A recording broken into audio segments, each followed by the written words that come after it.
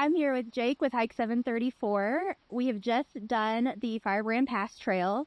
It is a beautiful fall day. It is the last day of September, and we got so lucky. Yes, the golden aspen, perfect. Well, and then all the other colors, really. Yes, yeah, because you got the red up there as well, the blue sky. It's just perfect today. So, but we're here to talk a little bit about Jake's maps and your blog and all the cool stuff you do. So could you take us way back to when you started this? What was the beginning of all this? Yeah, so I worked a corporate job. I was an IT guy and kind of sick and tired of the corporate world. And so I was kind of striking out on my own. I was doing some video production stuff on the side. And so I decided to give myself full time to that. And I gave myself like 2 years. I sold my house, quit my job, just kind of doing the crazy thing that you do when you're single. And, so but in the process of doing some of the exploration of that, I thought about, maybe doing some like park videos, like, the DVDs where you're like the waterfalls of Glacier or something along those lines.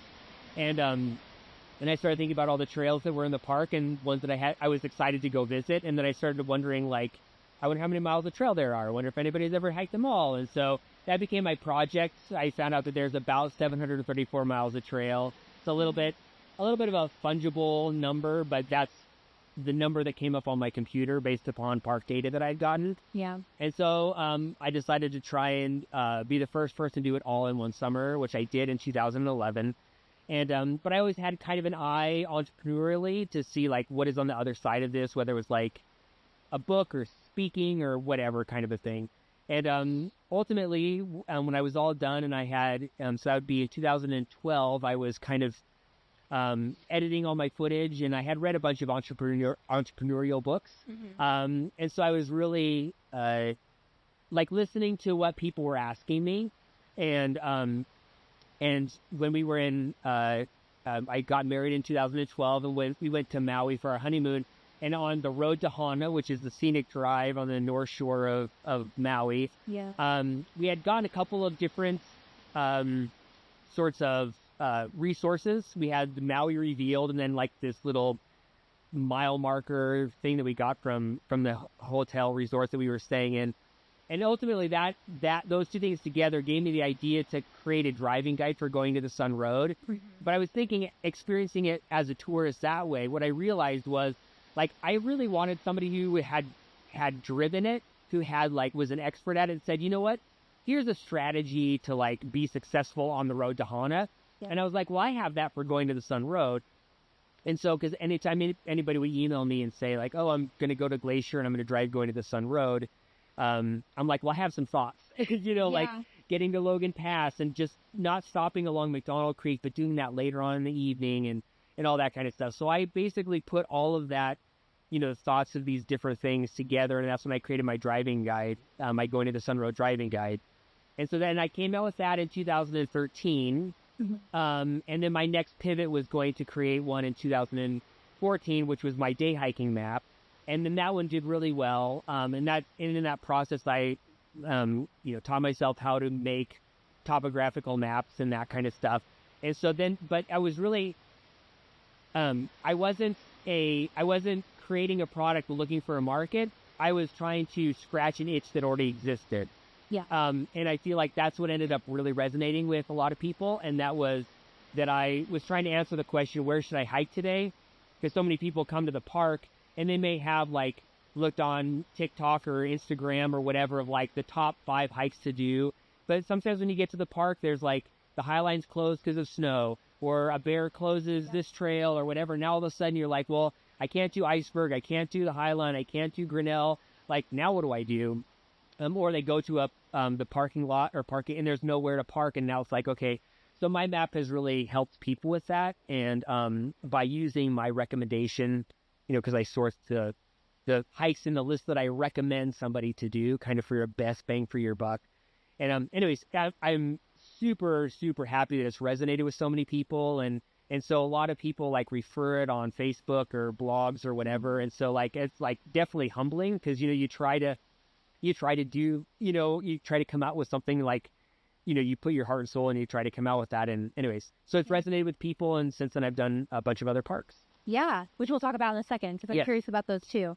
Yeah, as a former park store employee, it was the best-selling map that we sold. How does it feel when you see people out and about with it or with the driving guide? Well, obviously I love it. Yeah. For a couple reasons. I mean, it keeps the lights on, at my house. But it also is just like, people are actually using it. I don't love when people buy it and then it just sits on a shelf, right? I mean, I don't like that consumer. I mean, there's always that rub of like, of having a product and then somebody buying it. Like, my goal is not to make trash, and like my goal is to like help people have adventures. Like I want this to like be one of the components that gets them out on the trail.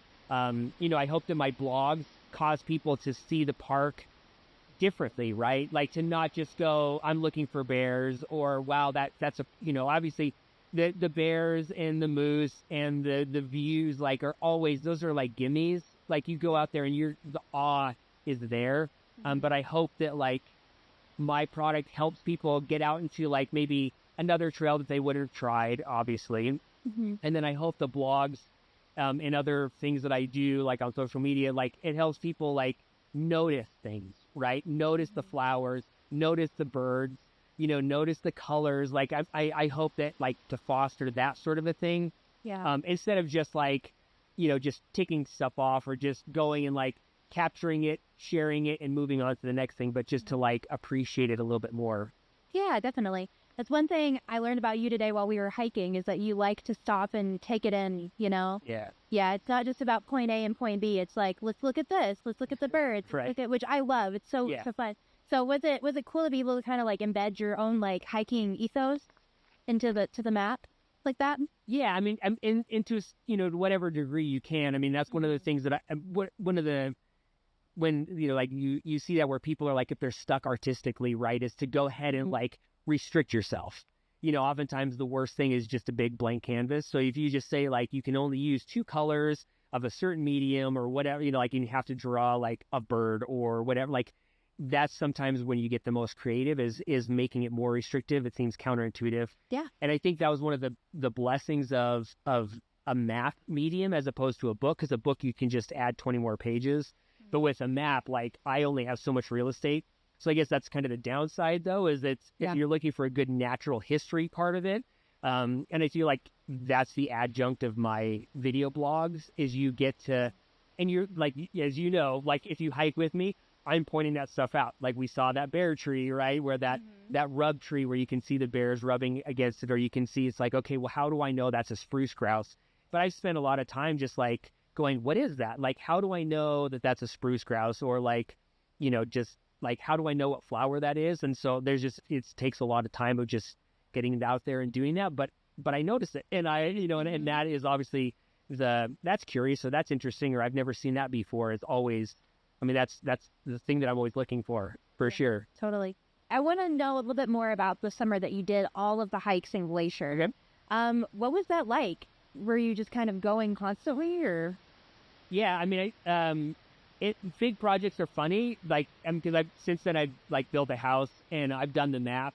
So like anytime I find that there's like these certain, going into it, you have this ideal, right? You're like excited about it and it's big and it's new and you're like, like it's just interesting and whatever. And so you start and it's fun. Mm-hmm. And then all of a sudden you like get about a third of the way into it and you start to get a scope of like, oh my gosh, this is insane.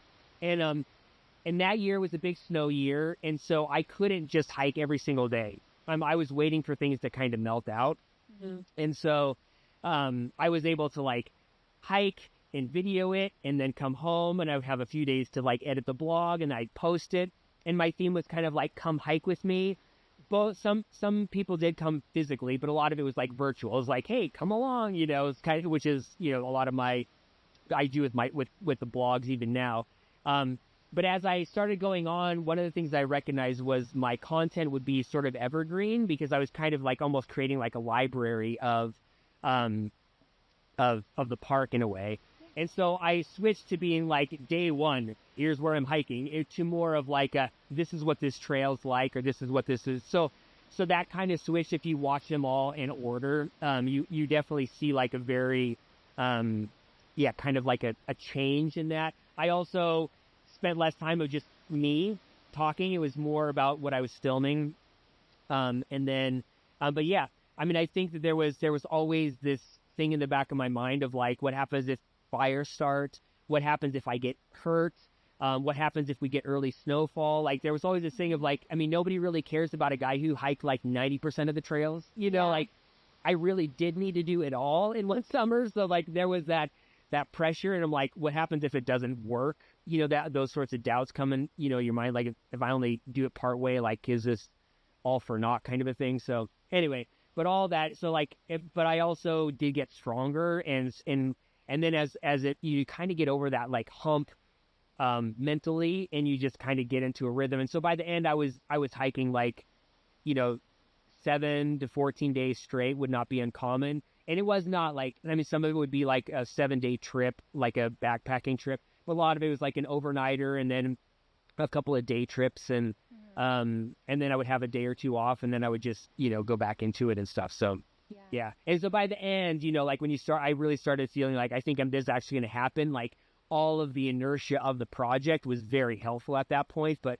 man, just that middle part is just brutal. And everybody that I've talked to that has done all the trails since then, anybody that I've talked to that's ever built a house, like I have, like all those sorts of things, like they all feel that way. You just get to this point where you're like, oh, why did I even start this? This is stupid. Like, just all those sorts of things. And then you go like, oh, I actually think I'm going to finish this. And then you're, like in a saying I heard a long time ago that says an author likes to have written, Right. like Easy when you're on the other side. yeah, I like to hike now. I'm not like, oh man, I really want to do a big project like this, anytime soon. But yeah, I'm very thankful to have done so. And I'm really, I had a lot of great experiences as well. And I got to see a lot of places that I never would have seen without the, saying, oh, I'm hiking all the trails in the park. Yeah.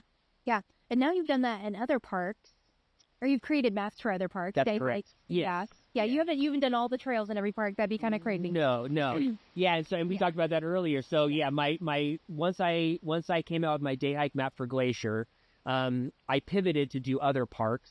And what I did was, going into the park, what I would do is I would basically create this huge punch list of all of the different trails or all the different day hikes. And and just like in Glacier, some of those would be like the first lake, the second lake is another hike, and then the third lake was another one, or, to this lake and then the pass or whatever. But I basically created this based upon other day hike books, based upon the parks list.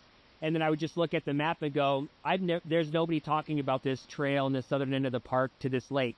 And I would add it to my list. And so I would have this huge spreadsheet, and then I just would, especially when I started doing like Yosemite and Rocky and Olympic and Yellowstone, is I would go down to the park and I would spend like a week to 10 days hiking there, and I would, video it and, whatever. And that was like kind of my note-taking medium, is just videoing. And sometimes I'm like still going up, or man, this is super steep, or, so that was kind of my, journaling of it kind of a thing. Mm-hmm. And then I would get back, and then at the end of the summer, and then I would spend the winter making the map, writing the descriptions. My wife is amazing, because, I mean, literally, I would write a description, and she would read it and go, I have no idea what you're talking about. And I'm like, I'm Hemingway. This is amazing.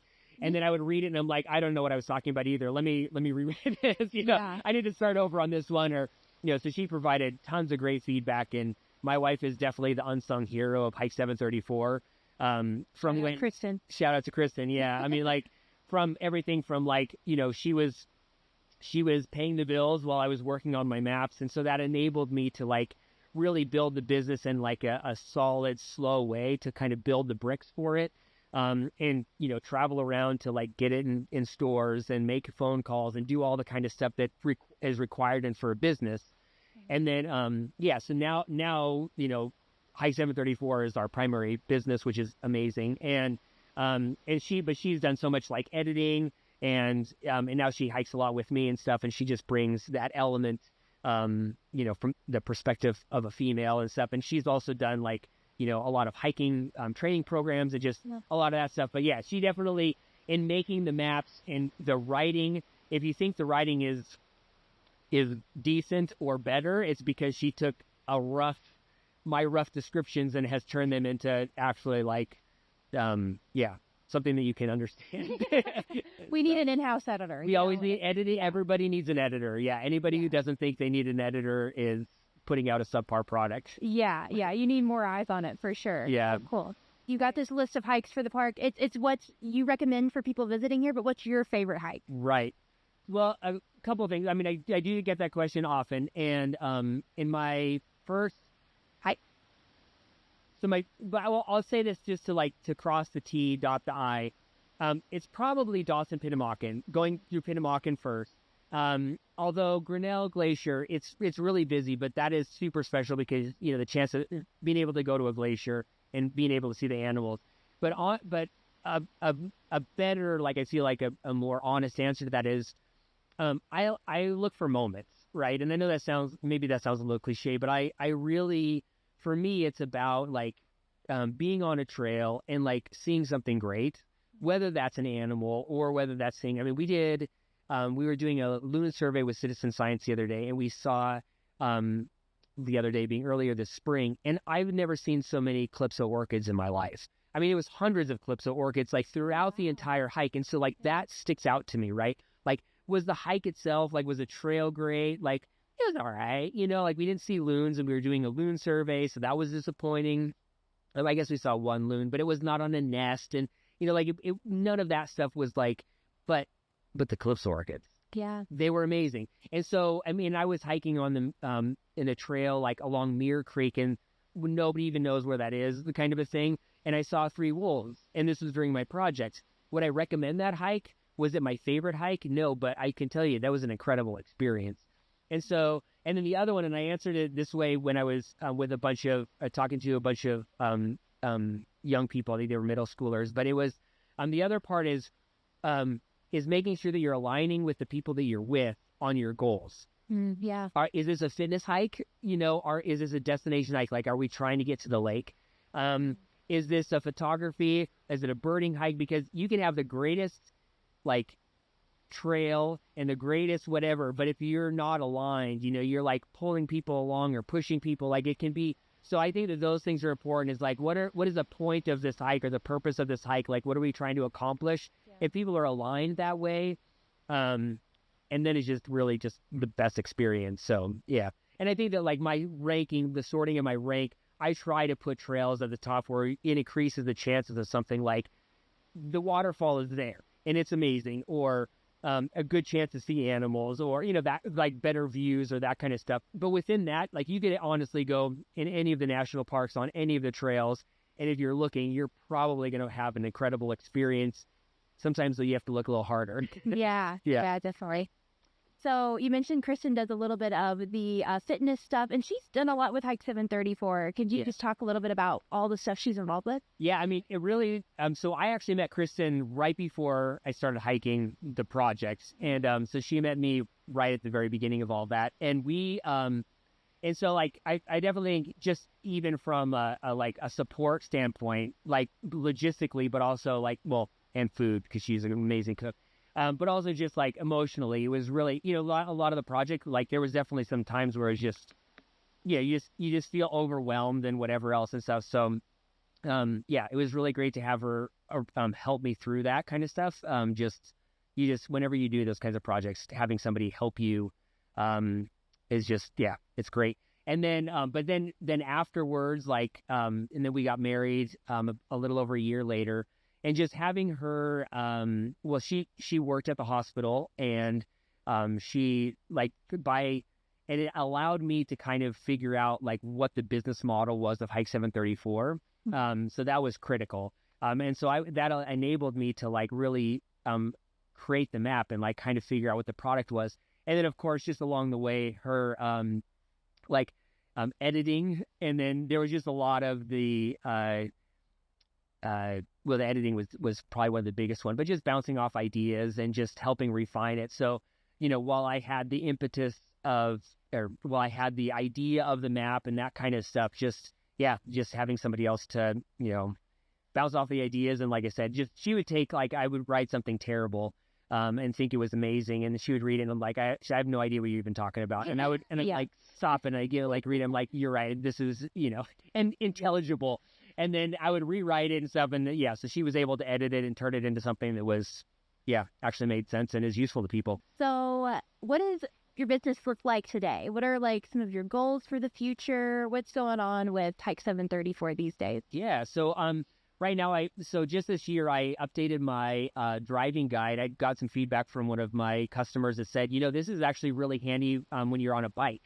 And so this year I updated that and turned it into like a driving and biking guide with more information. And I think it actually made the driving guide even better itself as well. But then I have my Glacier one, and I have the 6 other parks, which Yellowstone, Teton, Zion, Olympic, Rocky, and I'm missing one. But yeah, so I have it for all those. And I think my goals for the future are really to kind of expand the distribution for that.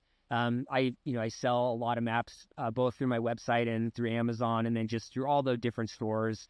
I'm in almost all the visitor centers, and yeah, so it's just a lot of just businessy stuff. It's really kind of the boring part of it. Yeah. But yeah, it's my life oftentimes looks like in the spring just trying to, distribution, ordering, reprints, all that kind of stuff. Yeah, so I'm really, business model wise, I'm really just a publishing house. Yeah. Like I have, and I have 8 titles, and so that's yeah. Yeah. Well, in your free time, you're really involved with the citizen science stuff, right? Yeah. Yep. Yeah. We both Kristen and I really like to do citizen science stuff. So we have been involved in like the Loon project, where they do loon monitor, like nest monitoring and that kind of stuff, of trying to see what the reproductive rates are of the loons. We do the goat and mountain goat and bighorn sheep surveys as well. Pika, the scat collection, where they're trying to do DNA studies on them. And then in the fall, like one of my passions, I'm a big birder, so I love hawk watch. So I do Mount Brown hawk watch. And then I also do another one in the Flathead Valley, the Jewel Basin Hawk Watch as well. So, if you were going to give advice to someone, they're coming into the park on a beautiful fall day like today. Yeah. What would your perfect fall day in Glacier be? Ooh, that's a tough one. I mean, I definitely today. I mean, I love coming to Firebrand Pass is a really fun hike. It's off the beaten path. But obviously catching it with the aspens like they are, which is super great. So I definitely like we talked earlier on the trail that a lot of the West doesn't get credit sometimes for our leaf peeping. Yeah. But a lot of that is because we don't have the oaks and the maples and that kind of stuff, but we have a lot of amazing ground cover. And so trying to get that is awesome. But I think that yeah, I don't know. I mean, I'm partial often to alpine areas, but also just the east side in general. So I think going into Many Glacier, there's a lot of animals moving around. So even if you're just going to Many Glacier Hotel and looking up at the mountains to see the bears kind of moving around, or hiking to Grinnell Glacier and just looking for the moose are in rut, the elk are in rut. So it's a great chance to see animals that are otherwise maybe a little more skittish, just being out in the open. And plus they're just trying to get fat for the winter. So yeah, so I think Many Glacier or Two Medicine area in the fall are just stunning, because you have everything from the purples to the golds to the oranges. So yeah. Yeah. Everything turns we got the reds and the yellows. It really comes through, All right. Well, thanks so much, Jake. This has been so much fun. Same, for sure.